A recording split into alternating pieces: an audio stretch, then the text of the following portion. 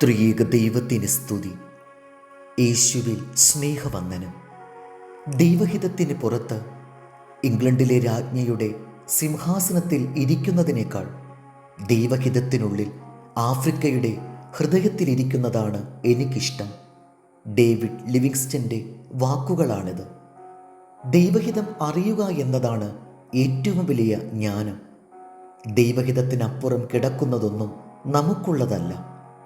ദൈവം നമുക്കായി തിരഞ്ഞെടുക്കുന്ന പ്രശ്നങ്ങളുടെ നടുവിലും വലിയൊരു സമാധാനമുണ്ട്.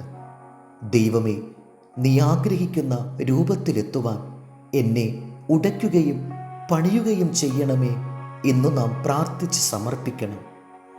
ദൈവഹിതത്തിൽ ഒരു മഞ്ഞുതുള്ളിക്കും വലിയ തിരമാലകൾക്കും ഒരേ സ്ഥാനമാണുള്ളത്. ദൈവഹിതം അതിമഹത്താകയാൽ അത് താമസിക്കുകയും തടസ്സപ്പെടുകയും ചെയ്യുമ്പോൾ നാം ഭാരപ്പെടേണ്ട ആവശ്യമില്ല. ദൈവഹിതം നമ്മെക്കുറിച്ചാകുമ്പോൾ അതിനുള്ളിലെ സമയവും കാലവുമെല്ലാം ദൈവത്തിൻ്റെ കണക്കാണ്. അവിടെ നാം സമർപ്പിക്കുക മാത്രമാണ് വേണ്ടത്. ദൈവഹിതം നമ്മിൽ നടക്കേണ്ടതിന് ആദ്യം വേണ്ടത് ദൈവകൃപയാണ്. നല്ല കാലത്തിലും വിഷമഘട്ടത്തിലും ദൈവകൃപ വേണം.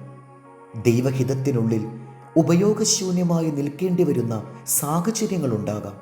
എന്നാൽ മുഖം മറച്ച് നാണിക്കേണ്ട ആവശ്യമില്ല. അവിടെ നിന്നെ ആക്കി വച്ചിരിക്കുന്നത് ഒരു നല്ല ഉദ്ദേശത്തോടെയാണ്. ദൈവത്തിൻ്റെ അടുത്ത നിർദ്ദേശം കിട്ടുന്നതുവരെ ഉത്സാഹത്തോടെ കാത്തിരിക്കുക. ഒത്തിരി കാര്യങ്ങൾ ചെയ്തു തീർക്കുക എന്നതിലല്ല, ദൈവഹിതം പൂർണ്ണമായി ചെയ്തു തീർക്കുക എന്നതാണ് വലിയ ദൗത്യം. ഓരോ ദിനവും നാം ചെയ്യുവാൻ ദൈവം നിശ്ചയിച്ചിരിക്കുന്ന കാര്യങ്ങൾ ചെയ്തു പൂർത്തീകരിക്കുക എന്നതായിരിക്കണം നമ്മുടെ ആഗ്രഹം. നല്ല ചിന്തകളും ഉത്സാഹമുള്ള കൈകളും സത്യമുള്ള മനോഭാവവും നന്ദിയുള്ള ഹൃദയവും മങ്ങാത്ത ദർശനവും ക്ഷമയുള്ള മനസ്സും ദൈവഹിതം പൂർത്തീകരിക്കുവാൻ നമുക്കാവശ്യമാണ്. ദൈവഹിതത്തിനുള്ളിൽ ചെയ്യുന്ന ഏതു നിസ്സാര കാര്യവും മഹത്വമേറിയതാണ്. ദൈവഹിതം അറിയുവാൻ ദൈവത്തെ അറിയണം. ദൈവത്തെ അറിയുമ്പോൾ ദൈവഹിതത്തിൽപ്പെട്ട കാര്യങ്ങൾ നമ്മുടെ ഉള്ളിൽ നിന്ന് പ്രവഹിച്ചു തുടങ്ങും.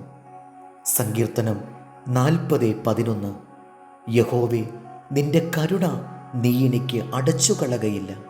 നിന്റെ ദയയും സത്യവും എന്നെ നിത്യം പരിപാലിക്കും. ദൈവം നമ്മെ അനുഗ്രഹിക്കട്ടെ. കർത്താവിൽ എളിയ ശുശ്രൂഷകൻ, ഈരാളിലച്ചൻ.